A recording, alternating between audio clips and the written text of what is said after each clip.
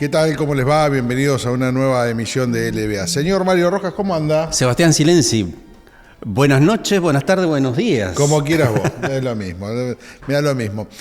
Bueno, hoy vamos a hablar un poco de economía. Creo que la actualidad, la realidad demanda que hablemos un poco de economía, ¿no? Tenemos un invitado, ahora lo vamos a presentar. Pero bueno, ¿qué situación? Creo que nos terminó sorprendiendo a todos las decisiones del gobierno nacional, ¿no? Levantar el cepo y a partir de acá empezar a descifrar cómo va a ser la economía en la República Argentina, ¿no? ¿Cómo vamos a estar a fin de año? ¿Se va todo al carajo, como se dice? Tenemos elecciones a fin de año. Tenemos elecciones. ¿No? De alguna forma le damos la bienvenida y le agradecemos la visita aquí a los estudios de LBA al economista y profesor de la Universidad Nacional del Comahue, Oscar López. ¿Qué tal, Oscar? ¿Cómo te va? ¿Cómo te va? Gracias. Gracias a ustedes por la invitación. Bueno, vamos a hablar y a responder todas las preguntas que a ustedes les parezca pertinentes. Oscar López Maresich, ¿no? Nos conocemos hace años con Oscar, hay que decirlo. Sí, hemos hecho radio juntos, sí. Bueno, lo primero que me parece que uno tiene que abordar sobre esto ¿es una buena decisión? ¿Es una mala decisión? ¿Es la decisión correcta que tiene que llevar adelante un país, levantar el cepo? Era una decisión inexorable. Yo creo que el dólar estaba atrasado respecto a la inflación. El gobierno de Milei hizo una devaluación del 120% en diciembre de 2023, producto de una inflación del 200% que fue ese año. Entonces, bueno, lo que se busca es mejorar el tipo de cambio, es decir, la competitividad. Es decir, vos buscás que el dólar esté más alto para que las exportaciones sean más baratas para el mundo, o sea, poder vender más, generar dólares. Ponés una protección cambiaria a los productos nacionales versus los importados, entonces como un sinceramiento de la economía. ¿Qué pasa? Después el gobierno lo que buscó es una devaluación del 2% mensual, que es el Carry Peg, ¿sí? Que le pone el nombre en inglés, básicamente una devaluación del 2%, para que el tipo de cambio no quedara en los 800, 900 pesos. ¿Qué pasa? La inflación del 2024 fue un 117, es decir, que prácticamente absorbió la devaluación del 2023. Por ende, el dólar quedó atrasado como los salarios, como las jubilaciones, como un montón de variables de la economía. El gobierno buscó el anclaje cambiario, como lo hizo Cavallo en la década de los 90, para que las expectativas inflacionarias en una economía dolarizada, como tiene la Argentina hace muchas décadas, no impactará en los precios. Buscó el planchamiento de jubilaciones, salarios y el dólar. Ahora, tenía presiones del campo, del Fondo Monetario, de los acreedores, de la misma industria, para llevar el dólar oficial al dólar blue. Lo que buscó el gobierno ahora es una banda de flotación que se llama Sistema de Flotación Administrada o Flotación Sucia, que lo usaron gobiernos anteriores, por ejemplo el kirchnerismo lo usó, donde si el dólar está debajo de los 1.000 pesos salen a comprar para que sea competitivo, y si el dólar está por encima de los 1.400, salen a vender para que no sea inflacionario. Es decir, el gobierno podría acolchonar reservas en esa banda de flotación, y las estimaciones son más o menos que el tipo de cambio oficial va a converger a los 1.200, 1.300 pesos, con una tasa ascendente a los 1.500. ¿Para vos no sorprendió, el primer día de mercado, ayer fue el lunes, ¿no sorprendió que el dólar se mantenga a 1.200? Más allá de las especulaciones políticas y todas estas cuestiones, hablamos de economía, ¿no? Mira, había un tema político por el tema de que había presiones hacia el gobierno de Javier Milei que devaluara, pero él sabe que tiene un salto inflacionario como economista y tiene un año electoral. Entonces, lo que estaba buscando era algún refuerzo, alguna solvencia financiera para poder tomar estas medidas, que fue el préstamo del Fondo Monetario. Es decir, él buscó el acuerdo con el Fondo Monetario para que con ese ingreso de divisas poder dar respuestas y ofrecer una banda de flotación, ir liberando el cepo cambiario gradualmente, porque todavía sigue estando esta restricción de $100 en efectivo para las personas físicas en forma mensual. Los que es home banking podés comprar libremente. Lo que se busca es unificar el tipo de cambio, eliminar expectativas, poder planificar, y que esto obviamente va a traer un reacomodamiento de precios, inflación. Lo que tiene que haber ahora es qué va a suceder con las paritarias, con los sueldos, con las jubilaciones, porque te va a seguir cayendo el salario real y venimos de una recesión. Entonces, por un lado está bien para el campo, que puede llegar a liquidar los 30.000 millones de dólares a un tipo de cambio más alto. pero también están los importadores que van a demandar divisas para traer los bienes de capital que tenían pendientes. Lo que pasa es que al no tener una referencia, no sabes si el dólar era el blue o el oficial, ahora quizás esto distrae un poco la cuestión. Lo que importa es que ahora la economía real crezca en base a inversión, a consumo y a recuperación del poder adquisitivo de las remuneraciones, que es lo que está pendiente todavía. Oscar, ¿y por qué no le va a pasar lo mismo que le pasó a Macri cuando levantó el cepo? A ver, en el caso de Macri anunció que iba a salir del cepo. Recordemos que el cepo lo puso Axel Kicillof en enero de 2014. Sí. ¿Qué es el cepo? Es la restricción a la compra de dólares, ¿sí? Vos le ponés una limitación a la demanda de divisas para que no suba el precio del dólar y esto se traslade a expectativas inflacionarias en un país que tiene una economía dolarizada en la mente, ¿no? Que pasa en la Argentina. Sí, no en la práctica. No sí. pasa en otros países, no pasa en Brasil, no pasa en Chile porque respaldan a su moneda. Cuando vos te quedás sin reserva de dólares es muy peligroso. Es decir, si vos te quedás sin reservas de dólares te podés ir a una hiperinflación, como le pasó a Alfonsín, que hicieron las corridas especulativas contra el austral en el 89. Entonces, podés administrar la situación con una medida cambiaria de restricción, pero no lo podés extender mucho en el tiempo porque tenés los mercados paralelos, que es el dólar blue, el dólar con contado con liquidación, bueno, la cantidad de dólares que hay, el dólar blend.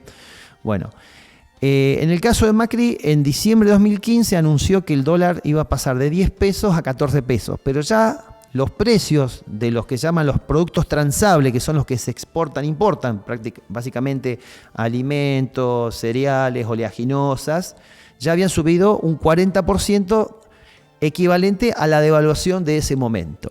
Entonces, igual el dólar estuvo anclado un año, y los precios siguieron subiendo, las tarifas, los alimentos. Quiere decir que si sube el dólar, suben los precios, si el dólar está quieto, suben los precios, si el dólar baja, no bajan los precios. Hay un componente especulativo, hay un componente de formadores de precio en la economía, que es lo que no se ha abordado en décadas en la Argentina. No solamente son los componentes del tipo de cambio y los fenómenos monetarios o fiscales. Yo creo que el abordaje de la inflación en la Argentina es multicausal, no es una sola variable la que determina... Claro, no es que dejo de imprimir dinero y no hay más inflación. No, porque aparte vos imprimís dinero como una forma de financiar al Estado y para darle liquidez para no entrar en recesión. Es decir, Estados Unidos imprime dinero y de hecho fueron las políticas monetarias expansivas que se han hecho en los años 30 y que fue el crecimiento, la expansión económica más grande de la historia del capitalismo, del 30 al 73 hasta la crisis del petróleo. Porque vos lo que buscás es emitir para bajar la tasa de interés. ¿Por qué? Porque lo que vos no podés comprar de contado porque te cayó el poder adquisitivo por la inflación, lo pagás en cuota. Entonces vos te preguntás, ¿cuánto cuesta? No, ¿en cuántas cuotas me lo da? Claro. Y así funcionó el kirchnerismo también muchos años. Es decir, como no tomó deuda o no le daban deuda, financió con emisión monetaria el déficit fiscal. O sea, Sebastián, vamos a hacer una pausa, pero queda en evidencia entonces que va a aumentar la inflación. Eso se los preguntamos después. Bueno, eso después hablamos un poquito de inflación y también tratamos de explicarle a doña Rosa, a las Mabele, como quieren llamar a ustedes, un poquito más de cómo afecta esto el bolsillo del argentino, ¿no? O sea, ¿cuál es la expectativa del argentino frente a estas decisiones? ¿Pausa? Pausa, ya volvemos en La Verdad Avanza.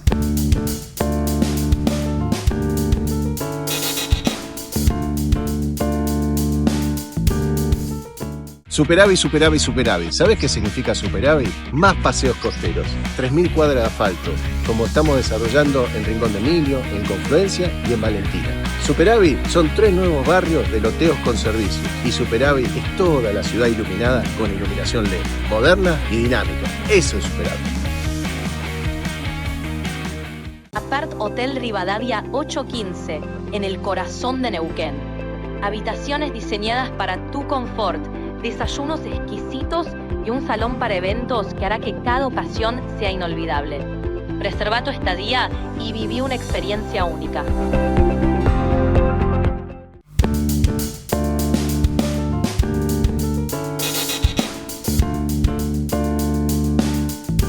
Segundo bloque de La Verdad Avanza. Estamos aquí con Sebastián Silenzi y con el economista Oscar López. Y había quedado una pregunta del bloque anterior respecto a si la inflación que va a crecer o se va a mantener a partir de que se levantó el cepo.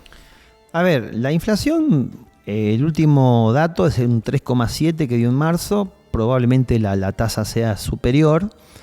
El problema no es tanto la inflación, sino el tema de cómo se mueve la economía. Es decir, si yo logro paritarias que empatan a la inflación o recuperan el poder adquisitivo atrasado desde el año pasado, del año 2024, y la economía empieza a crecer, que haya inflación no sería tan problemático, porque la inflación es una consecuencia, no una causa. Es decir, la inflación genera caída del salario real, no que la suba de los salarios genere inflación. Siempre los salarios corren detrás de los precios. Lo que va a suceder ahora seguramente es que va a haber una suba de tasas, porque la tasa contiene, la tasa de interés nominal que cobran los bancos contiene la tasa de inflación más la tasa real por la financiación del capital financiero. Al subir la tasa de inflación, va a subir la tasa bancaria.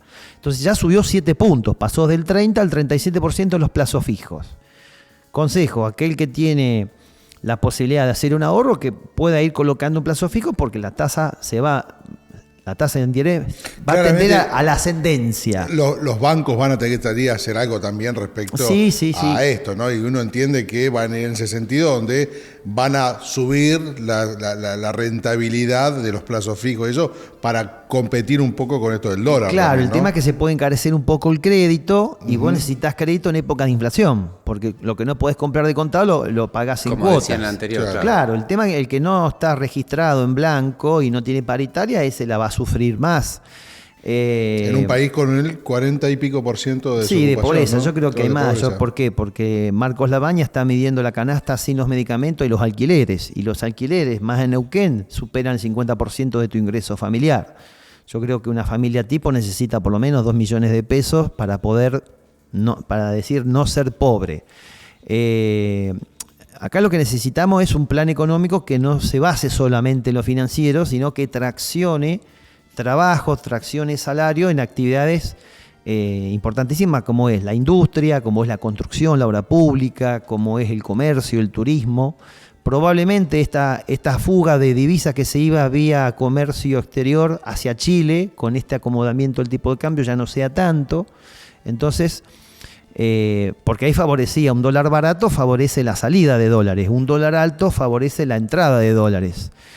Vamos a ver cómo queda determinado el tipo de cambio con la liquidación de divisas que haga el campo. Pero ahí tenemos un problema, me parece, Sí. y que está bueno por ahí explicárselo a la gente que analiza esto tal vez más desde las entrañas, desde la tripa, Sí. que de la ecuación económica, como lo haces vos, ¿no? Vos decís esto de un dólar caro, un dólar barato. Sí. La gente lo que ve es que si va del otro lado de la cordillera, las cosas valen un 50% o un tercio de lo que valen acá. Sí. Porque ese es otro problema que tenemos en la República Argentina, que es difícil explicarlo, por qué nos quedamos tan alto en precio en dólares, ¿no? Cuando estuvimos no hace mucho tiempo venían los chilenos Claro, acá. cuando era al revés hace un par de años atrás. Pero digo, la gente lo que trata de entender en esta situación, y más allá de lo visceral, que era lo que yo te decía, es saber qué va a pasar con la economía. O sea, en esta economía, en este juego que nos plantea la economía nacional, ¿no? De decisiones que tienen que ver con levantar el cepo. ¿Dónde ve el futuro? ¿Cómo ve el futuro la gente? ¿Qué pensás que puede pasar en el mediano o corto plazo? Y esto beneficia a sectores concentrados de la economía, el campo, las petroleras, los acreedores, los bancos, perjudica al asalariado, al votante medio. Yo pienso que la historia marca que en los contextos de caída de salario real ningún oficialismo pudo ganar una elección. Pero el gobierno ya sabe que ya el costo político lo tiene asumido, que no va a ser un buen papel en las elecciones. Esto es una estimación. Repito, si la CGT, si los gremios no salen, no marchan, no hacen una recomposición de paritaria, o sea, le quitan, porque había un cepo sobre los salarios, todos hablan del dólar, pero había un cepo sobre los salarios. Si vos no recuperás los salarios, que es la principal variable de la economía, que te tracciona la economía, porque hay que decirle a la gente que el 70% de lo que se produce en el país se consume en el mercado interno, es consumo. Estamos hablando que vos para consumir necesitas crédito o poder adquisitivo. Si vos tenés salario del 2024 con precios del 2025 sumado a una devaluación, obviamente que es más recesivo. La magnitud de esa recesión o de esa caída no lo sabemos. Lo que sí sabemos es que esto era muy difícil de sostenerlo en el tiempo porque el Banco Central estaba con reservas negativas, el gobierno estaba habido de dólares, pero bueno, no se lo hace de una manera natural, sino tomando un préstamo que lo vamos a tener que pagar en 4 años y que es exactamente el equivalente a lo que estamos tomando ahora. Yo decía ahí cuando arrancábamos que a fin de año hay elecciones. Sí. ¿No? Todo el mundo lo sabe.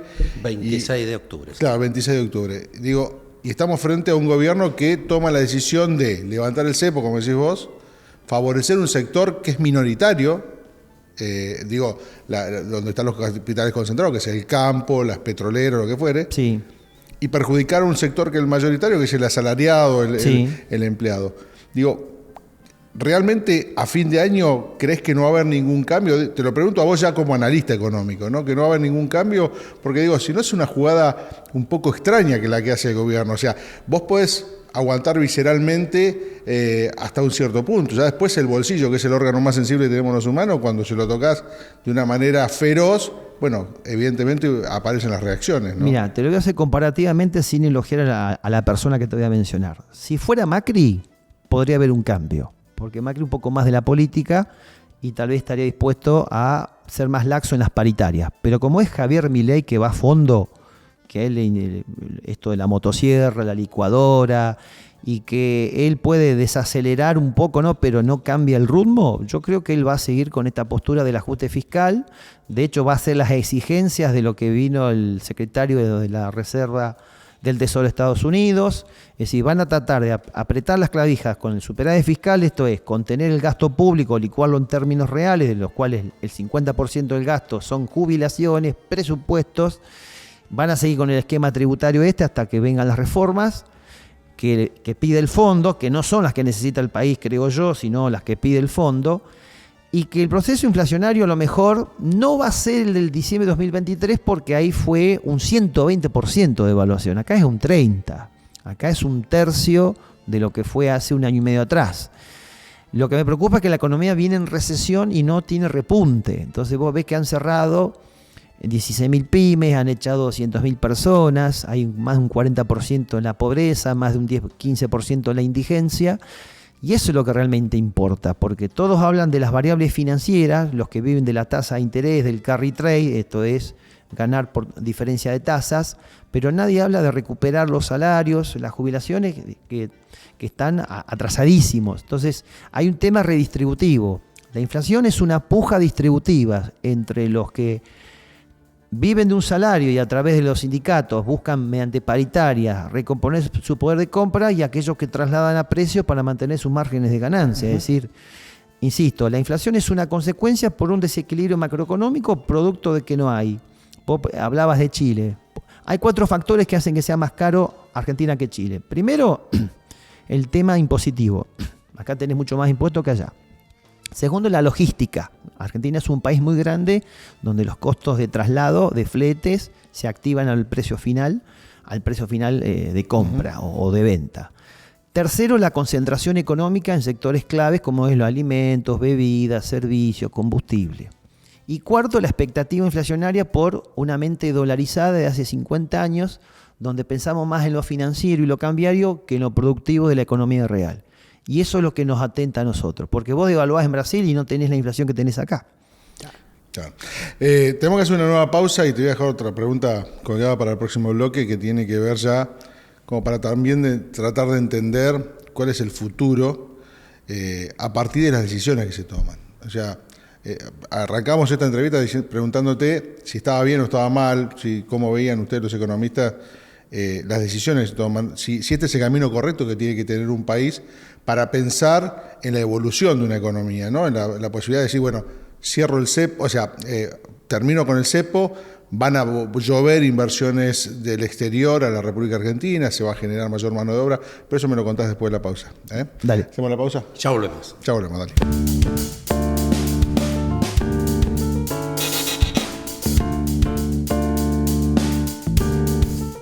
Superávit, superávit, superávit. ¿Sabés qué significa superávit? Más paseos costeros, 3.000 cuadras de asfalto, como estamos desarrollando en Rincón de Emilio, en Confluencia y en Valentina. Superávit son 3 nuevos barrios de loteos con servicio. Y superávit es toda la ciudad iluminada con iluminación LED, moderna y dinámica. Eso es superávit.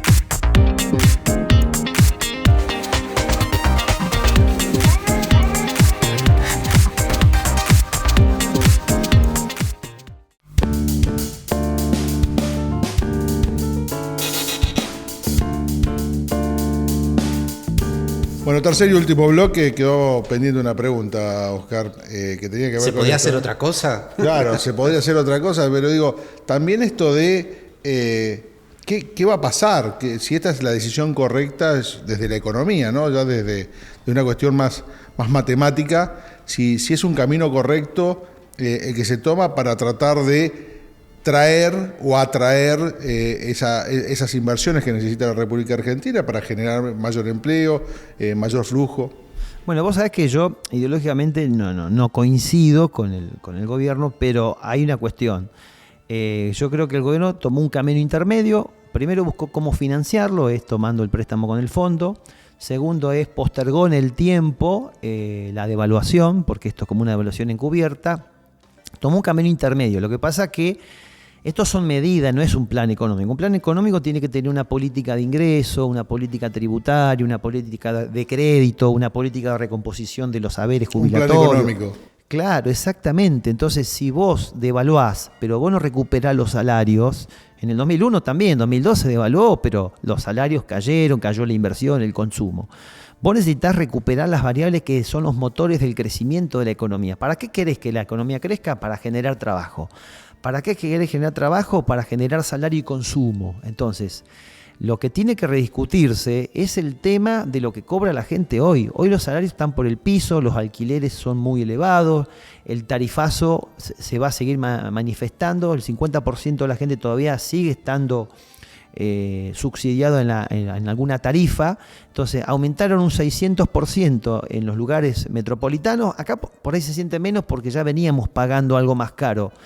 Pero todo ese salario indirecto, como decía Massa en el debate, es lo que deja de gastar el Estado y que va al pago de la deuda, es lo que tenés que pagar más de bolsillo vos. Entonces, si algo te salía a 3.000 y había 2.000 que estaba subsidiado, entonces ahora en vez de 3.000 vas a pagar 5.000.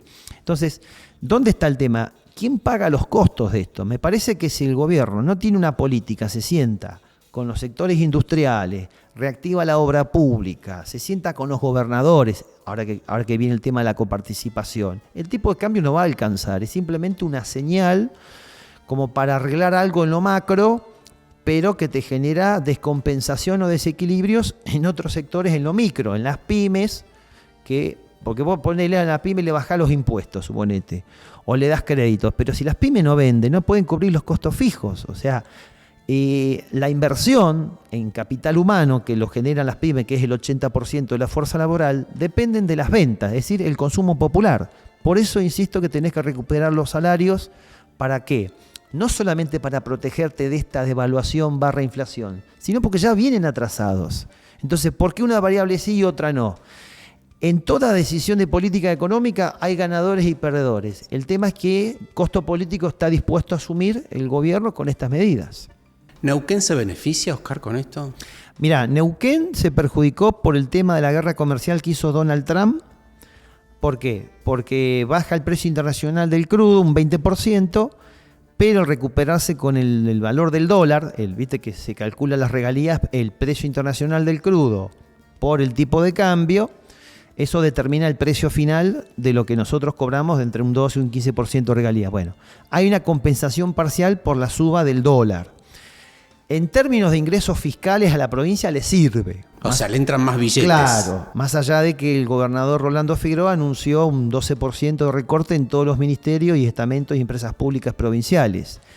Pero, es decir, tendría que haber como una devaluación mayor, pero eso desde el punto de vista macro fiscal de la provincia. Pero si vamos a los neuquinos, el tema es si los neuquinos recuperan su poder de compra. Capaz que los estatales sí, porque esos ingresos fiscales directamente la provincia los vuelca al salario de bolsillo de los empleados públicos.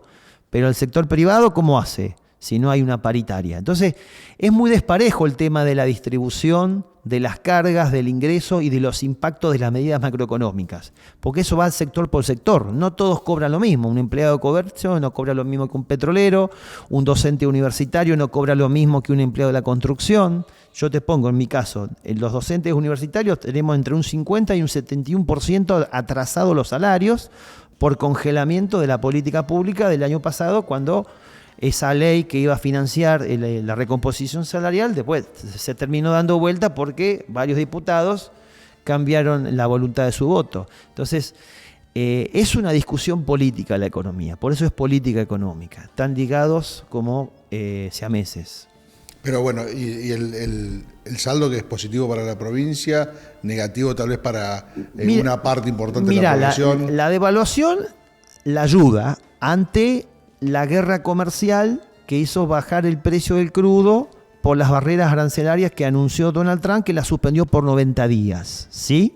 Porque Trump está haciendo una especie de juego de fuerzas y su aliado es Putin. Algo inimaginable. Inimaginable, ¿no? Que bueno, el mundo bipolar allá de Bretton Woods en 1944.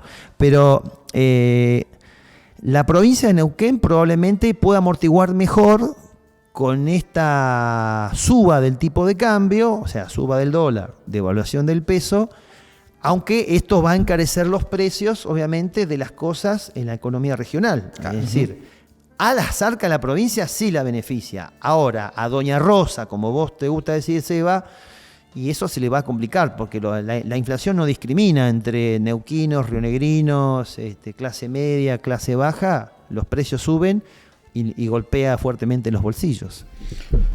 Bueno. Sebastián Silenzi, llegamos al final de esta edición de La Verdad Espero Avanza, que sirva, y le vamos a agradecer muchísimo la clase que nos ha dado de economía. Pero aparte espero que sirva, como te decía, para por lo menos llevar un poco de análisis a una mesa, ¿no? O sea, tratar de uno obtener la mayor cantidad de conceptos posibles para tratar de entender la realidad que te toca vivir desde el lugar que te toca vivir, ¿no? Y como decía recién Oscar, no es lo mismo ser empleado público que ser empleado petrolero o ser empleado de comercio. De comercio, exactamente. O periodista. O periodista.